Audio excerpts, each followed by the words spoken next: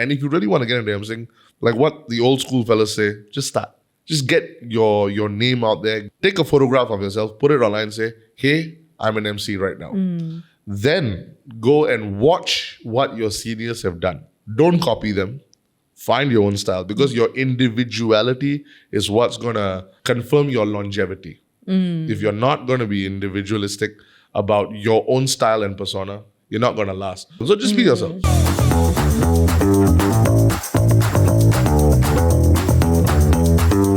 Hello and welcome back to Open House, where every conversation opens a new perspective. I'm your host, Durga. Today, we are joined by an entertainer who brings energy, charisma, and excitement wherever he goes. An award-winning MC and actor who has worked in the Mumbai film industry. KP knows how to light up any stage. Welcome to Open House, KP. Thank you so much. Thank you so much. Thanks, Durga, for having me. How have you been?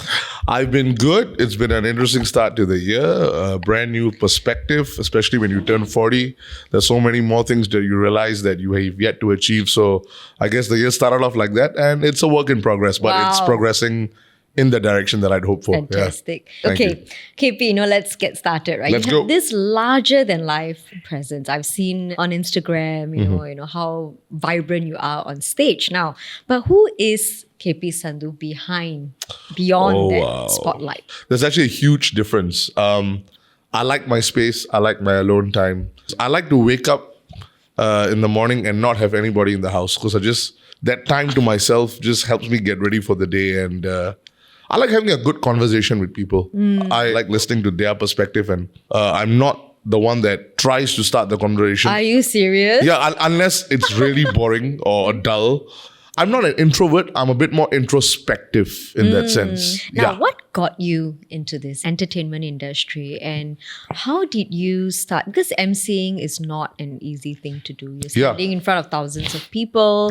You work with different companies, different brands. And correct me if I'm wrong, but it's a little bit like acting. You have to take on a different persona every time you're on stage. So what attracted you to the industry, or how did you get into it? So I knew I wanted to be an entertainer for a very long time. Now getting into it is always the most difficult part. Like, what do you do? Who do you approach? And then the first aspect of entertainment that I got into was actually dance. Dance? Yes. Were you a dancer? I was a dancer. Oh, wow. So I started dancing at the tail end of secondary school. Shout out to 𝙤𝙤𝙚𝙬𝙤. And then I went to ACJC. In ACJC, what happened was I was like delighted to find out that they had inter-college dance competitions, especially amongst the Indian cultural societies. So I joined the Indian Cultural Society in ACJC, and we went to go compete. And then I got spotted by somebody who works on the South Indian channels in Singapore. I don't even think it was called Vasantham at that point of time. No, we didn't have Vasantham at that time. I think it was called Prime 12 or... Prime 12. Yeah, and then they had these variety shows called Deen Takadeem and Mastana Mastana. Yes. And I got spotted and I performed for Rameshwara, which was a very renowned group. Wow, yes. Yeah. So I got to learn a lot from Ramesh Anne. Got to learn a lot from him. And then I started Singapore's first Bollywood dance group. Alongside names that are famous even today. Rishi Budrani, the comedian. Yes. He was in the pioneer batch of my dance group. Dancing as well. Exactly. Wow. Even his wife, 𝙩𝙤𝙚𝙧𝙚, in fact, that's how they met in the dance group, amongst many other very fine dancers. And then hosting really happened by accident, because acting was is my first love. Hosting just happened by accident. I went to an event. The person who was supposed to be announcing, who was a friend, had a sore throat. He said, could you just help me make the final few announcements? I think it was literally the last 10 minutes of the show. It was a birthday party. And I went on stage, I spoke, and I just was doing a favor for a friend. What happened after that was not something that I was prepared for. The word kind of got around. And I was enjoying hosting, because like what you just said, it's like acting. You put on a persona and you go out there. Every event is different. And then something that just happened by accident has brought me 17 years ahead. Right. So it was an accident. It was a complete accident, but a beautiful accident. I would always advocate the craft of hosting. Right. Yeah. So at what moment did you realize that, wow, I can do this as a career? So especially when you are a Singaporean, and especially when you are a Singaporean from a minority community, you have never been told that entertainment could be a full-time profession in Singapore. Nope. Yeah. Never. When I told my mom, hey, I've got into hosting, she said, yeah, okay. Well, what's your real job? And I'm like, huh. So then I had to go and do like some research and find out, are there examples that I can present to my mom and tell them, hey, these guys are full-time MCs and they're successful. And I did manage to find a lot of examples. And I told her, give me a shot. She said, okay, how long do you need? I said, give me 2 years.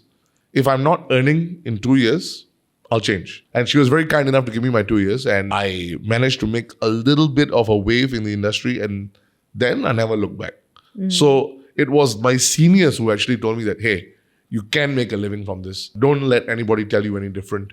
And when I saw those examples, I'm like, yeah, I could make a living from this. So it was like 2-3 years into my start that I figured out that, yeah, this is how I'm going to earn my money. Yeah. So what were the struggles that you had? Like, what were the challenges that you faced? Many, Durga, many challenges. Just getting into the industry was a challenge. I remember, I think the first big challenge was, getting weddings in your own community, especially when not many people were doing it, that kind of just rolled much more comfortably as compared to getting into the corporate market.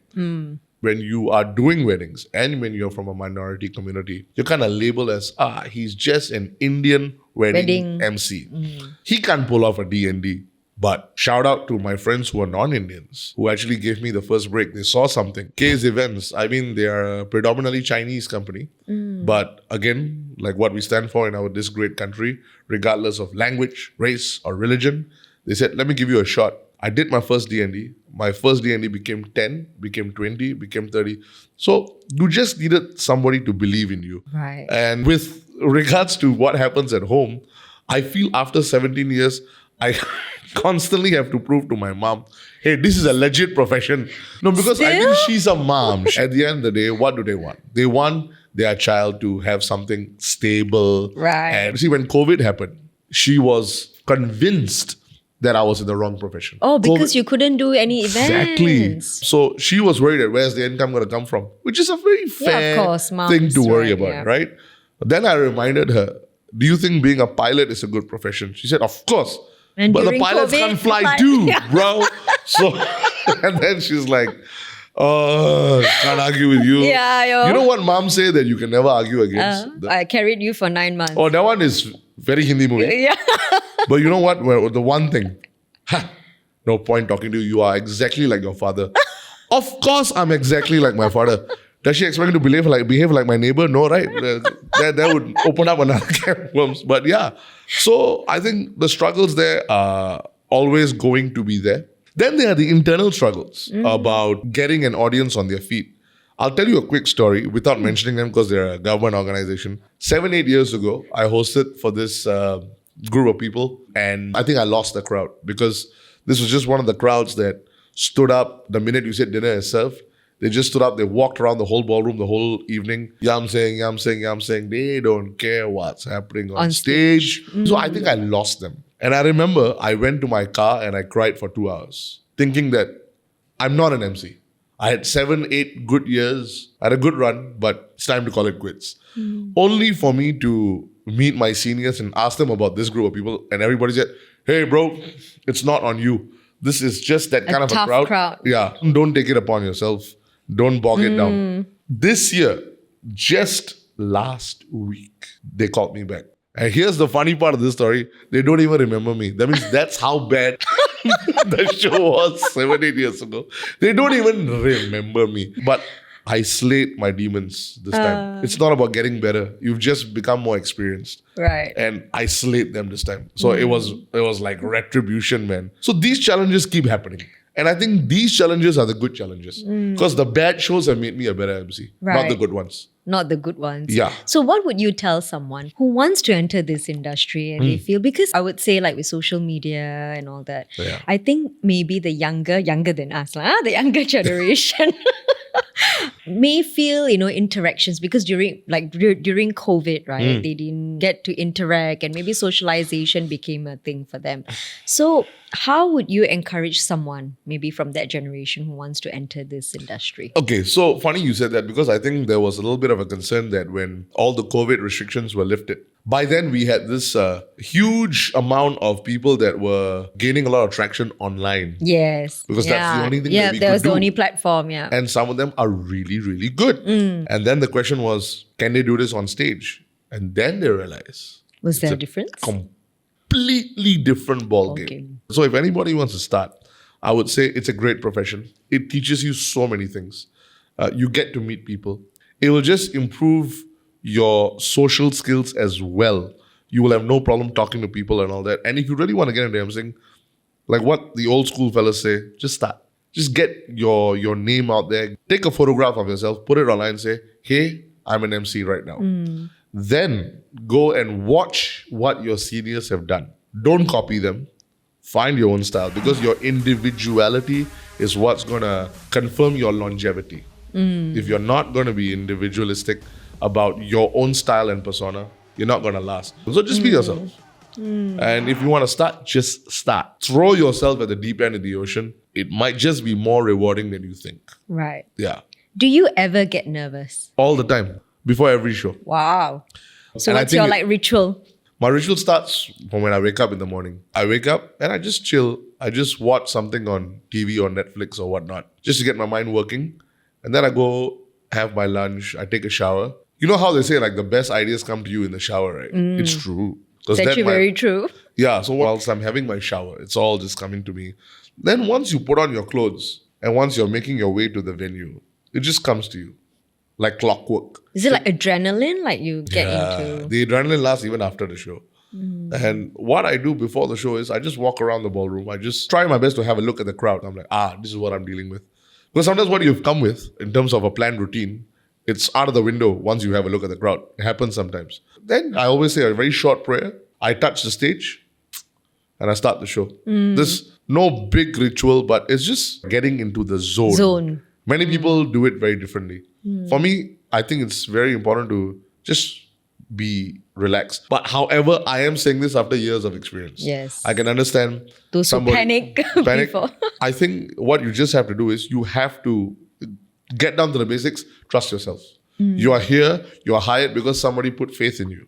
Have faith in yourself as well. Right. Just go out there and do it. Yeah, exactly. Just do it. And the reason I'm asking is, a lot of us, even myself included, I'm quite introverted. I enjoy like one-on-one conversations, but not so much in a. So for someone like that, just so that people can also learn, right? Yeah. For someone like that, how can they get started? Yeah. What can they do in the initial stages to warm up before they get into a career? It's funny you asked me that. A few years ago, I was invited to NTU. And I didn't even know this. NTU has an MC club. Oh. I don't know whether they still have it. They should, because I think it's a great initiative. And they invited me to give a talk to these guys. And it was one of the most fun sessions I've had. And out of I think there are about 12 of them. There was a small group. About 5 of them, which is almost half, they said that we are introverts. And I'm like, I love this. I said, why do you want to join the MC club?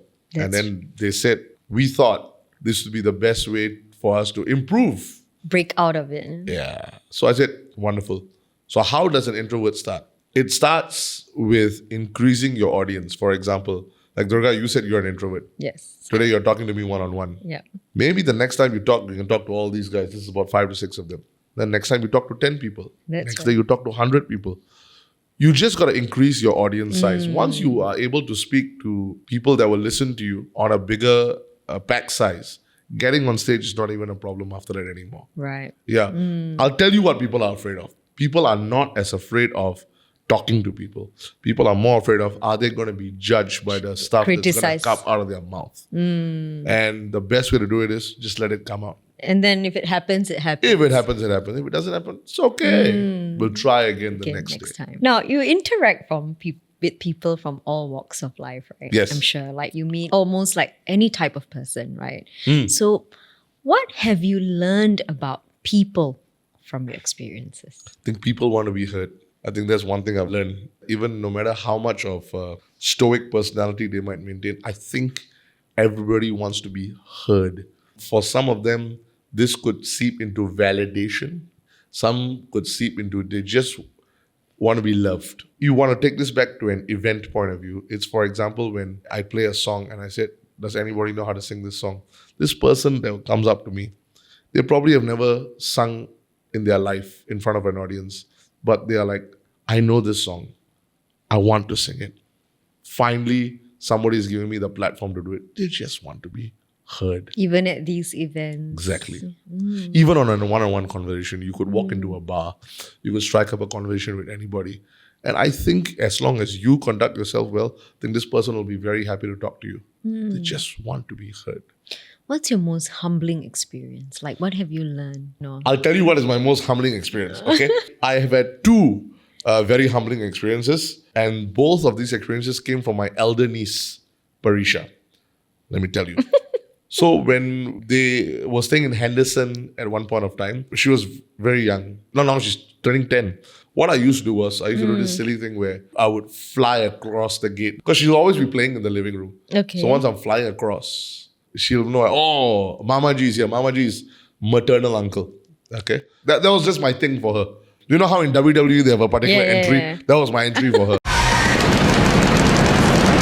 One day I remember I came, I was extremely sad.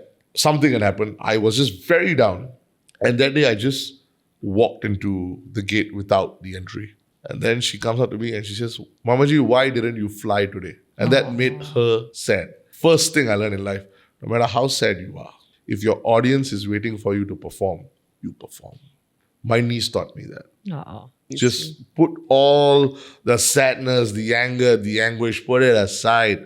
Your audience is there to be entertained. You get up there, you entertain. The oldest line in showbiz, the show must go on. Go on. Number two, when Parisha got older, this one's funny. This one, I went to Bombay. I went to host the 𝙒𝙗 Awards, which is a big deal.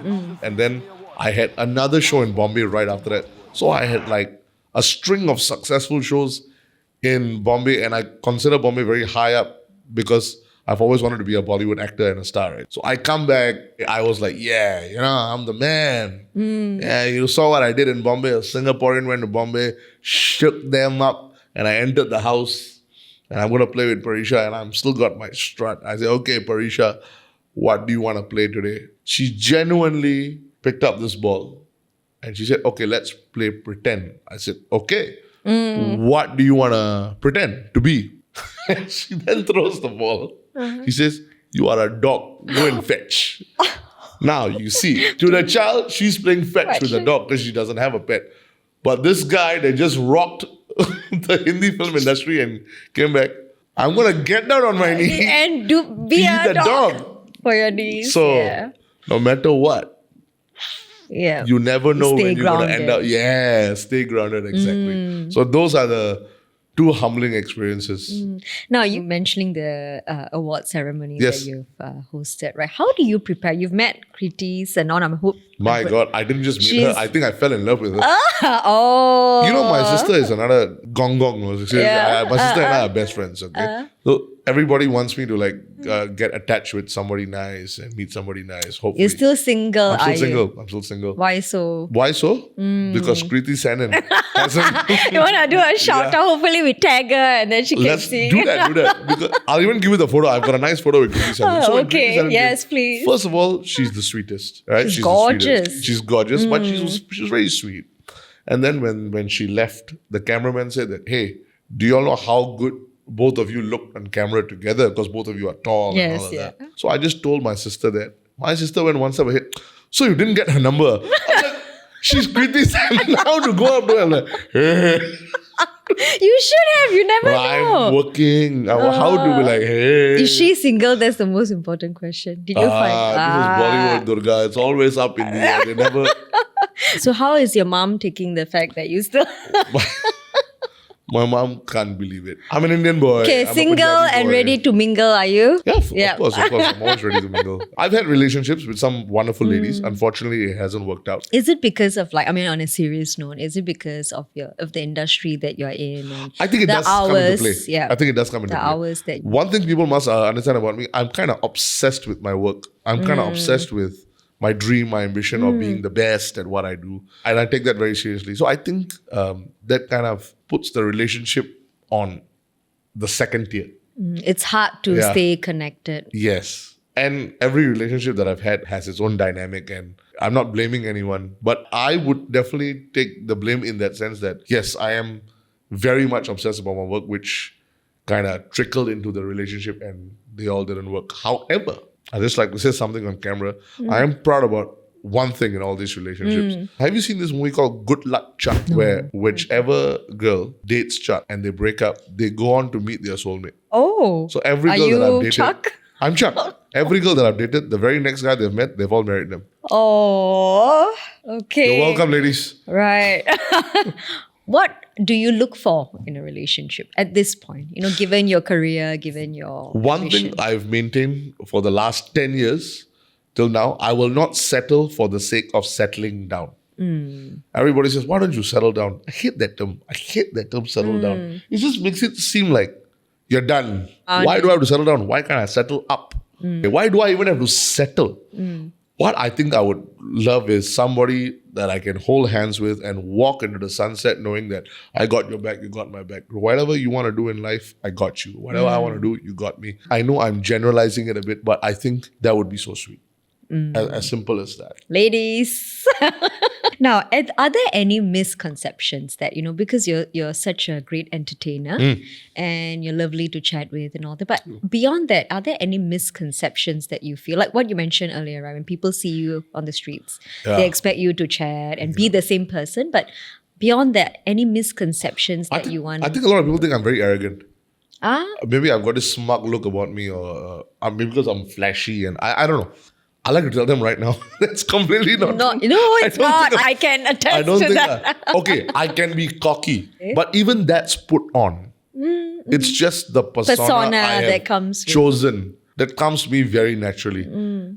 I've grown up with people like Shah Rukh Khan. I've grown up watching WWE. None of these guys were humble in their interviews. No, of course. They're just cocky. In fact, many of them who think that I'm arrogant, I can tell you for a fact, I think they don't even know me. So I'm going to tell them all via your platform. If you ever see me outside, come on, say hi. You never know. I might just surprise you. What was the most embarrassing moment you've had on stage? Which one you want? I had my pants split on stage. Yeah. What did you do? And I went to the event organizer. I said, hey, good, my pants have split. So first they took 2 minutes just to laugh. So once they got it out of their system, I'm like, hey, I got to go back up. And I'm wearing a suit. I'm not wearing like a costume. I don't mean to be explicit or anything, but it split right down the middle, right? So the AV company, they had given me black masking tape to tape up my crotch area. And I had to go back up on stage. Oh my. And I thought before anybody else sees it, let me own the mistake. I said, guys, my pants are split. You told the audience. Yeah, they'll be wondering how come suddenly his crotch is so shiny because of the black masking tape. They're like, what did he do? So just address it. My pants have split. I'm getting a replacement outfit. The show must go on. Yeah. I was like, yes. Okay, carry on. Now, we move on to your passion, your true passion, I would say, like what you shared earlier, your acting career. Yes. Right? And you did a movie called Shadow Assassins, am I right? So could you tell us, like, how was that like for you? How did that even happen, like in Bollywood? That's amazing. So I had done another movie before that called Pareshan Parinda. I dare you to watch it. Sober. It's bad. It's really, really bad. It's horrible. I'm sure it wasn't. You know how some movies are so bad that they are good? Okay. This one all of them. right. Okay. So let's not talk about Pareshan Parinda.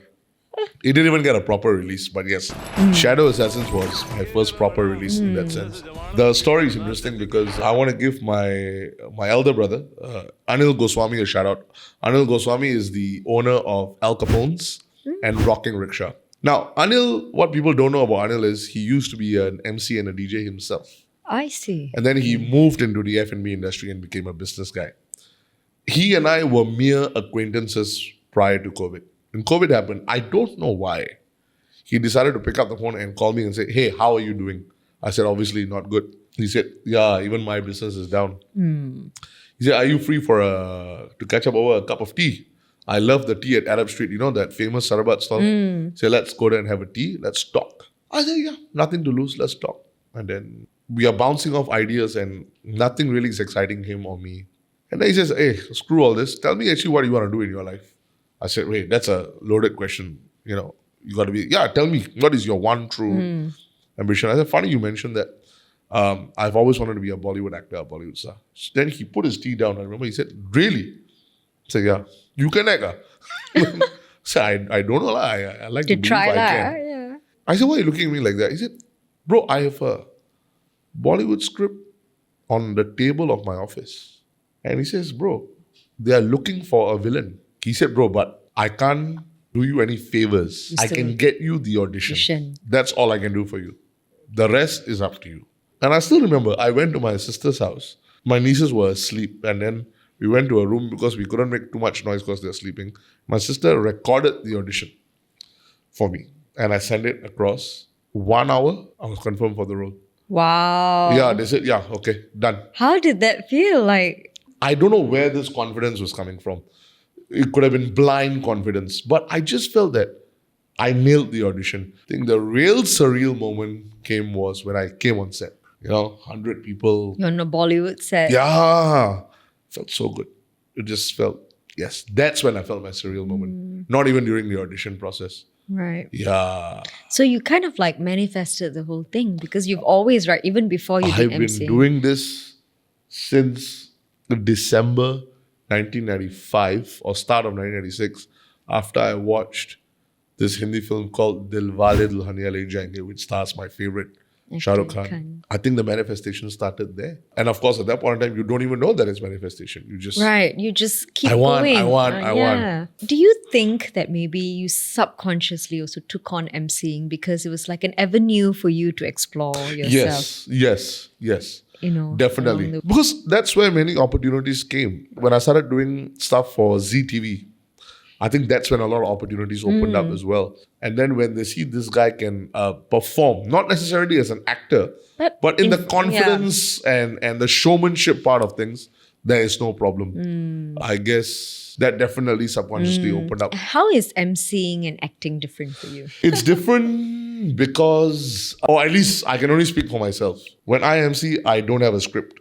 Unless it's a formal event and there are certain things that I need to say. Otherwise, I'm completely off the script. I can allow to be myself more than I have to be when I'm acting. In acting, I'm scripted. Yep. I got to stick to the character. I got to get into the emotion. I have to try to be far away from myself as much as possible. That's the difference between acting and hosting. Well, so is that hard for you because you had to stay away from sort of like... I think because you've been hosting for so long, when you are trying to figure out how to play the character, of course you think about, am I just hosting? Am I just going on stage and just delivering my lines? Then you realize, okay, I can't do it that way. I gotta... Because you have other actors there on set with you, acting with you. Exactly. But there's one similarity between acting and hosting. The sheer confidence of performing in front of hundreds of people. Because... you still have the entire crew looking at you. The crew is still watching you. Yeah. And I think when I came on set, even though I believed that this is where I belong, I think the people on the set were all like, why did they get a Singaporean guy? What's so big about the Singapore? We got so much talent in India. Why did they fly this guy all the way from Singapore? What's the big deal about him? And I guess I was fortunate that my first shot was a big scene. It wasn't like a cutaway line, or it was a big scene where, if you haven't watched the movie, I die in the movie. So I remember after the shot, the whole unit clapped. And my director said, KP, would you like to see the shot on the monitor? I said, no, I don't want to. You just tell me whether you liked it or not. He said, give me 1 minute. He looked at the shot. He looked at me and said, welcome to Bollywood. Wow. And that was like... it's like a validation. Yeah. That felt so nice. Right. Yeah. So how has it changed you now? Like having had that experience, how has it shaped you as a person? I think I'm more hungry now. It's fueled my fire. I think I'm even more hungry now. I think I want to do even more now. I want to get better at what I do. See, God gives you talent. You have to cultivate it. Right. You have to. And I feel I want to cultivate it further. I want to get better. I'm going to Bombay next week. I do have a couple of projects lined up. Acting job? Yes, acting jobs. Wow. Fantastic. Yeah. So I think, has it changed me? I guess it has just made me want to do more. This is not enough. Yeah. Right. Now, come to a favorite topic of yours, a favorite person of yours, I would say.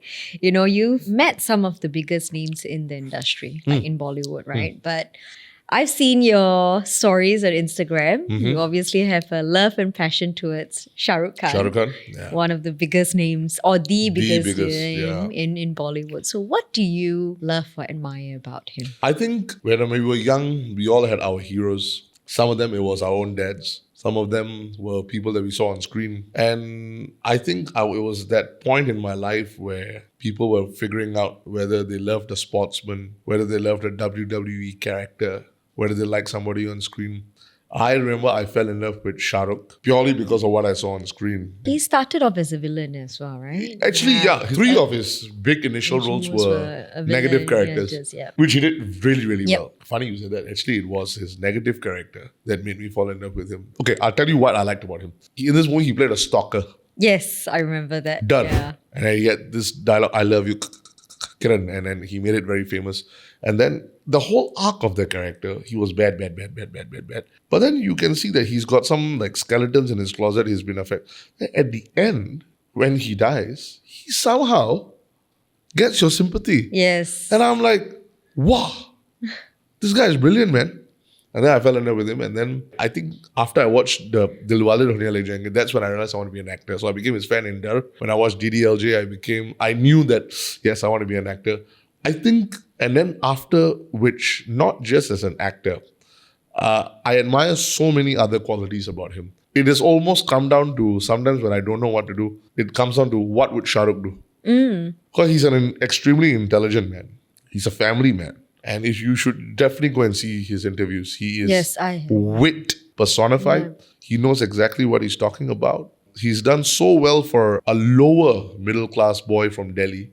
Today, he's considered the king of Bollywood. Yeah, so there's so many things I admire about him. Right. I wanted to also ask, now coming into a bit more personal, right? Let's go. Yes, yeah. How have you, managed to stay on all the time? The events industry is so fast-paced and so competitive. Like you mentioned earlier, you're a minority. So how do you stay relevant and how do you continue pushing through for the, gigs that maybe, others may get? Okay. First of all, I love competition. I love competition. I would never ever come to a point where I ever wanted to become a monopoly. Competition strives. And because competition strives, you strive. If you know that you are surrounded by contemporaries who are very good at their work, which I am, it makes you want to be a better performer. So I'm not afraid of them. They don't make me feel insecure, but I think they keep me on my feet. So I'm not afraid of competition. I love competition. Even though I'm not afraid of competition, in my mind, I always want to be the best. I think this quest for being the best is something that has been in me for a long time. Also being a Shah Rukh Khan fan, that kind of stayed with me because he has that same I think he mantra. Yep. I want to be the best. Yeah, I just want to be number one. And then I have that same thing. Yeah. And I don't mean it in an arrogant way. I don't wake up thinking that I'm the king. I just wake up thinking that I'm going to conquer this today. So I think that keeps me mindset. Going. Yeah. And it's so important. And just to go back to one of your earlier questions, it's so important to be nervous. Because you can't think that you're indestructible, rather. Just last week, I worked with a legend in the Punjabi music scene called Gurdas Mann, who is GOAT, greatest of all time. Sweet man. I was sitting around him and somebody asked him, are you nervous? He said, of course I'm nervous. He said, it's like a kid going in for an exam. That's how I'm feeling. He said, you at this age? He said, yes. Yes, because the day I don't feel nervous, it's the day I'm going to stop performing. And I feel the same way. You need to feel that you can fail. The minute you feel that, I can succeed. I'm Superman, man. Bullets are going to bounce off my chest. That's the day you should stop. Because then you've hit the plateau. And you know what happens right after a plateau? It goes down. So, bow out right now. KP, you've done everything. You've done TV, you've done hosting, you've done acting, you've done, pretty much everything. So what is a dream that you feel you haven't chased yet and you want to chase? You know what I would really love to do, Durga, since you are giving me the platform to say that, I really want to help the less fortunate. I want to come into a position of power and influence, so much so that I can give back. I really want to do that. I would love to. There's so many people around the world that just could use a little bit of kindness, honestly. If I reach that stage where I'm able to do it with my eyes closed, I would feel that achieving whatever I've achieved finally meant something. To someone. Exactly. I would love to do that. Right. Yeah. Now, when you look back at your journey, now 17 years, right? What do you hope people continue to take away from you as you keep progressing? Just know that this boy is still a child at heart. He's still holding on to his childhood dreams. And he will continue to put a smile on your face, whether it's me on stage, whether it's me on screen. He'll definitely make sure that you had a good laugh. Whether you like him or not, you can't help but break into a chuckle before you went home. Or a smile, yeah. That I would say is the ultimate takeaway. I feel I've been put on this earth to do that, to just spread a few more smiles. I honestly believe that, and I've been very blessed. I've been given a huge opportunity and a huge stage to do that. But like I said, even personally, come up to me. I'll just try to make you smile. Say hello, right? Yeah. Now, what advice do you have for anyone not going into emceeing or not becoming entertainer, but just anything, like any ambition they want to pursue? What advice do you have for them? So, don't listen to anybody. Don't listen to anybody. The whole world will tell you that you can't do something. The whole world will tell you that you're not good enough. I think it's important to just shut that out. Literally be a horse with blinkers. Just run towards your destination. Just don't listen. I'm not saying don't listen to your family. Family is important, but sometimes even family needs time to completely understand where is this coming from. That it's not just a passing phase that you are going through as you're growing up. No. This is my one true ambition. Just run your race. And if you really love something, stop at nothing. Like I said, the whole world will tell you, don't do this. And that's when you really need to do it. right. One more thing, save your money. As an artist especially. Because once you have that money as your backing, in the pursuit of your dreams, it will give you options. That's very wise. Because I know so many people, unfortunately, and sometimes no fault of their own, that have had to let go of what they truly want to do because they are not in a financial position to do so. So that's painful, isn't it? Right. That money gives them the comfort. It does. It could be just a little bit, but it'll give you that bounce, that safety. Yeah. Right. Yeah. All right. Thank you so much, KP, for your time today. You definitely put a smile on my face and a couple of laughs as well. And to our audience, thank you so much for watching. And remember, for every question that you have, there's someone out there with the answers. Now, if you enjoyed today's episode, please share this so that KP can get a girlfriend as well. And, please leave a review or suggestions to other guests that you might want to see. So until next time, bye.